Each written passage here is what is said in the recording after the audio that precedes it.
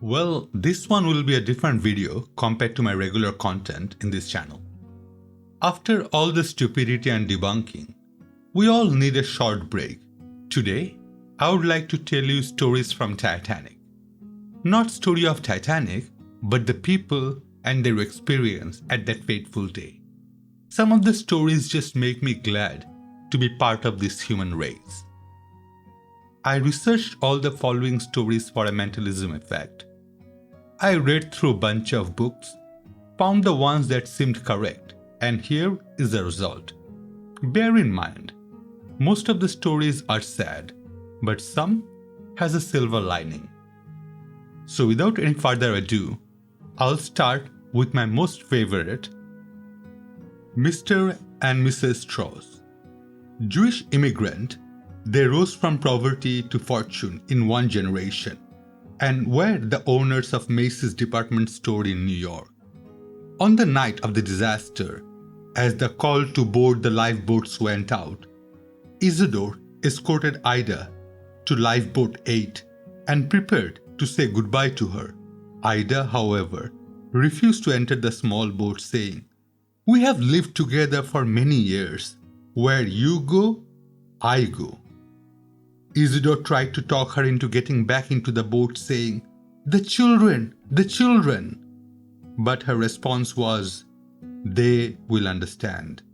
Instead, she sent her newly employed maid, Ellen Bird, in her place, after first wrapping her in a fur as protection against the cold. The Strausses were last seen seated side by side on Titanic's boat deck. Eyewitnesses described the scene as a most remarkable exhibition of love and devotion. Isidore's body was recovered by the Mackay Bennett. A funeral service for Isidore was delayed for a few days in the hope that Ida's body might too be recovered, allowing the two who had lived and died together to also share a funeral. But Ida's body was never found. Several days later, over 20,000 people gathered at Carnegie Hall in New York City for a memorial service in the Strausses' honor. Isidore and Ida are memorialized on a cenotaph outside the mausoleum with a quote from the Song of Solomon: "Many waters cannot quench love, neither can the floods drown it." Musicians played for 2 hours and 5 minutes as the ship sank. As the legend goes, the 8 members of the all-male Titanic Orchestra went down with the ship, still playing their instrument. Only 3 bodies were ever recovered, including that of John Hume Law. Shockingly, just 2 short weeks after the tragic event, Law's father would receive a bill from C.W. and F.N. Black, the employment firm from Liverpool, England, who had employed the orchestra. "Sorry to hear about the tragic death of your son. Here is the bill." The bill was for 5 shillings and 4 pennies, the cost of Law's son's uniform. Benjamin Guggenheim was a wealthy American mining magnate. He boarded Titanic via the Nomadic in Charbrough, accompanied by his valet Victor Giglow and his mistress. Following the collision, Benjamin ensured that his mistress and her maid were safely loaded into one of the lifeboats, and then they returned to their cabin and changed into evening wear.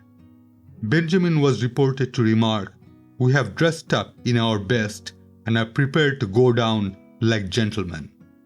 The bodies were never recovered. As the call was issued for passengers to vacate their cabins, John Harper wrapped his daughter in a blanket, told her that she would see him again one day, and passed her to one of the crewmen.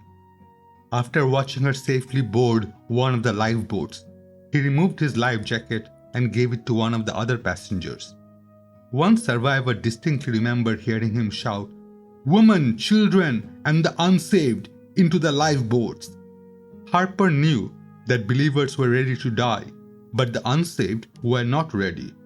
Harper then ran along the decks, pleading with people to turn to Christ, and with the ship sinking, he called upon the Titanic's orchestra to play "Nearer, My God, to Thee."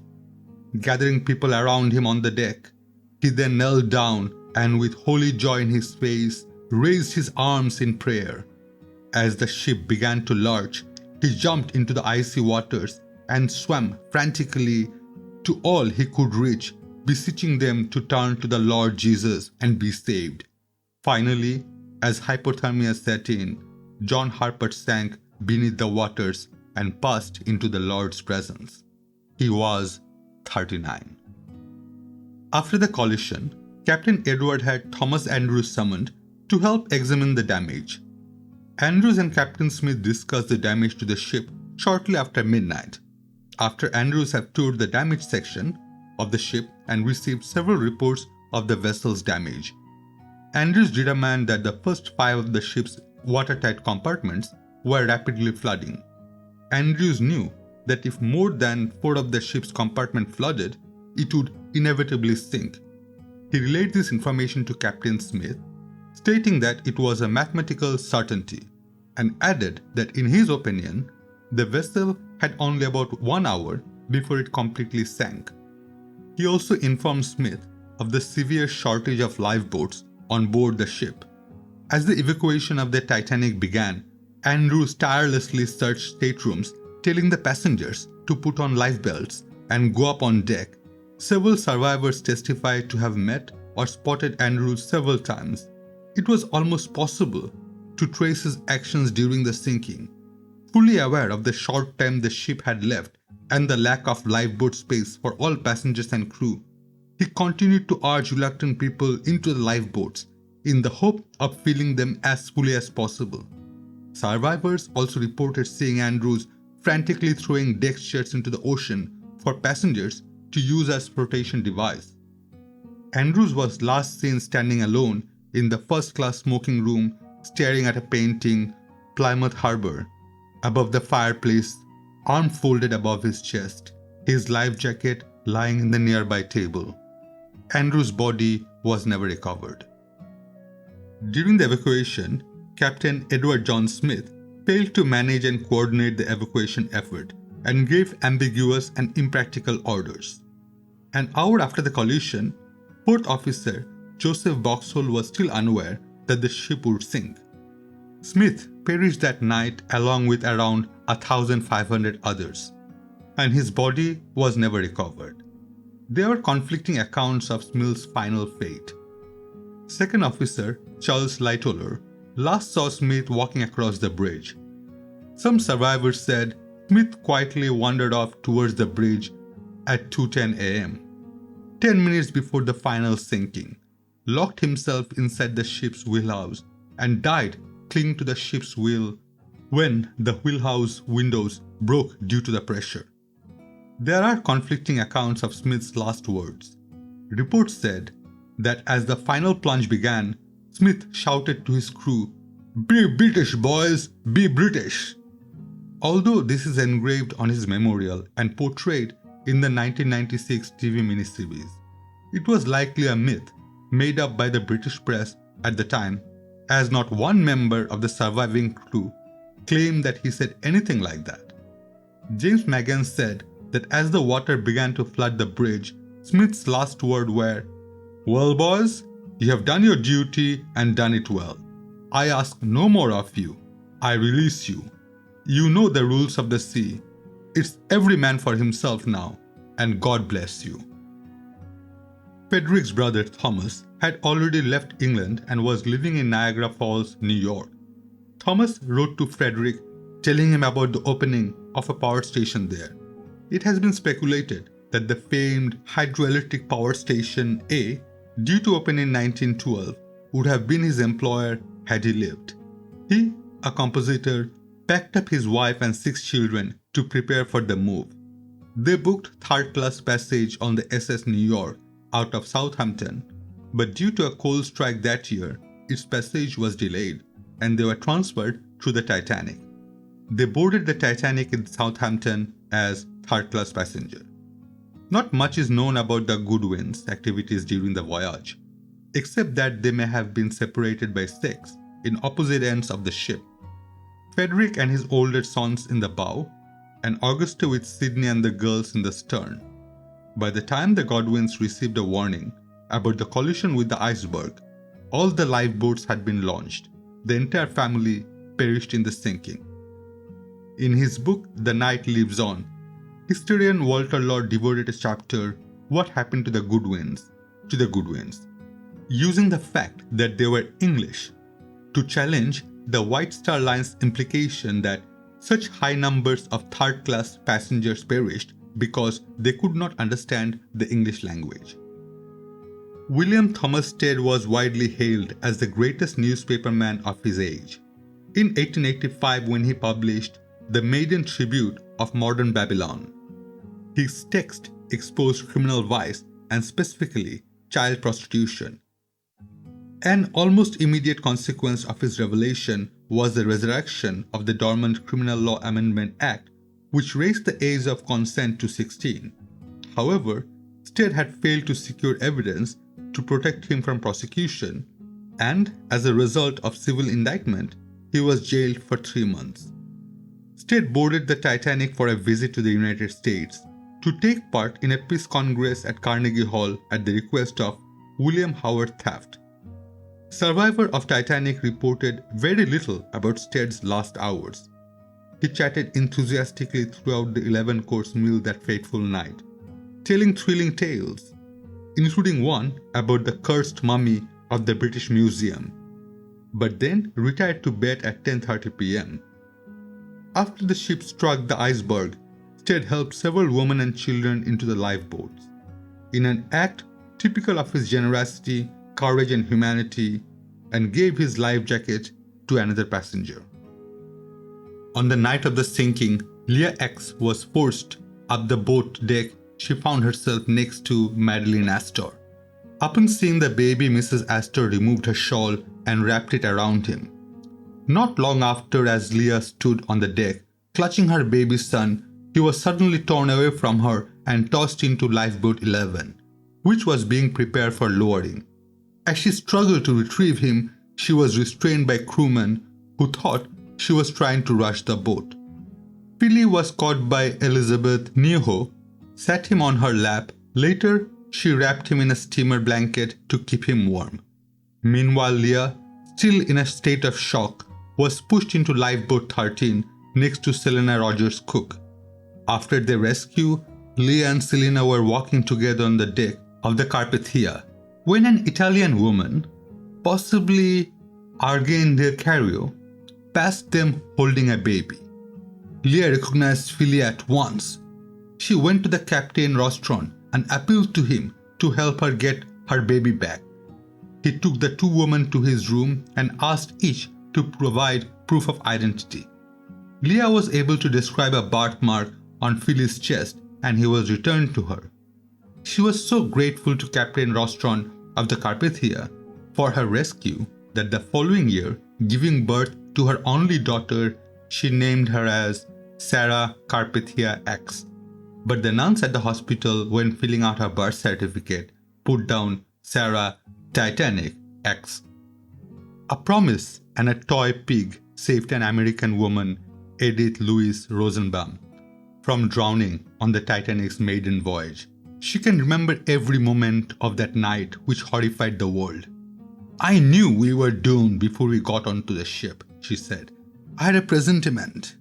Then the night before we sailed, I went to a fortune teller who said I would lose every bit of jewelry, every one of my possessions, even my voice.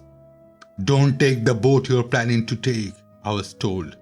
And the next day, when we got alongside the ship, I said to someone, 'I don't want to go,' but she was a newswoman and she was on business." The Titanic was 95 miles off Grand Banks of Newfoundland when her side was gashed open by an iceberg.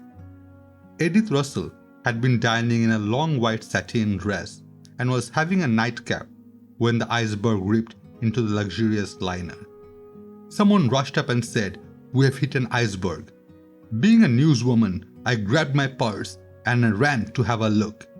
Everyone was on deck playing snowballs with bits broken off the iceberg, towering over us, and nobody dreamed there was any danger.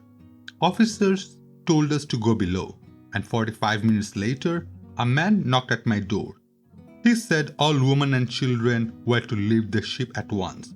"For God's sake, go!" he said, and I never saw him again.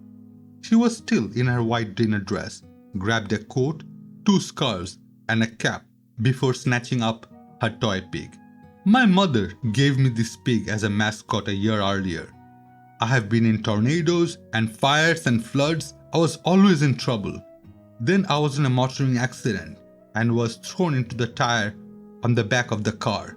I rolled clear as it crashed into a tree. Everyone else was killed but me. My mother brought me this pig and said, "Look here, you crazy thing. I'm giving you a mascot. Promise me you will have it with you always." Naturally, I intend to keep my promise. And when I rushed up on the deck of the Titanic, the pig was stuck under my arm. There was only 1,100 lifeboat spaces for the 2,224 aboard, and Edith Russell refused to leave the Titanic. There were other women who had not yet left the sinking ship. I struggled as they tried to get me to go, and the sailor said, "Well, if you don't want to be saved, I'll save your baby." And he grabbed the pig from under my arm and sent it down to one of the lifeboats. When I saw that pig go, I said, "That does it," and jumped down after it.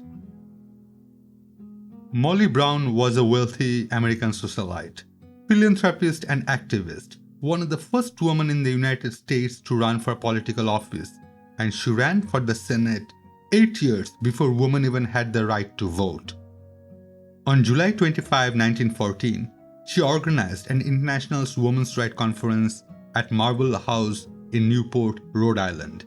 A lifelong advocate of human rights, Margaret was also a prominent figure following the Ludlow massacre in Trinidad, Colorado.